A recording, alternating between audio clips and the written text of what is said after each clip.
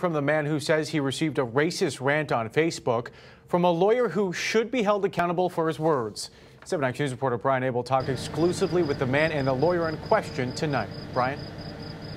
Yeah, Alan, Eric Vincent, he says that he responded to a post from a friend. It was a conversation back and forth about the current climate in America, civil unrest, social injustice, racism.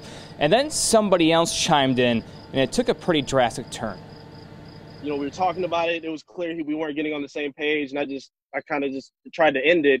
And then he ended with a comment saying that Black people should be grateful for slavery, and it was blasphemous, man. It was one of the most absurd things I've ever heard in my life. This is the post Eric Vincent of Detroit is talking about. It says in part, if it weren't for slavery, you would still be in motherland Africa, not being eaten by a lion or killed by a 12-year-old with an AK-47 working for the local warlord.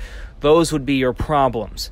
It goes on. You're lucky to be in a country where you have to go back 300 years to find a grievance to about.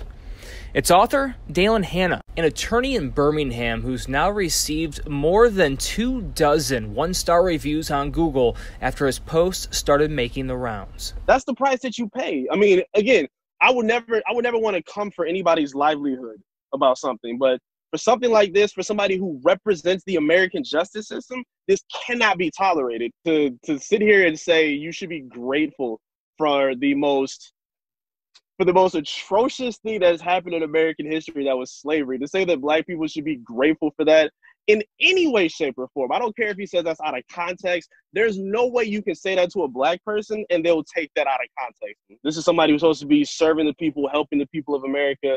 And when you hear things like that, that validates the disconnect that Black people have with the justice system.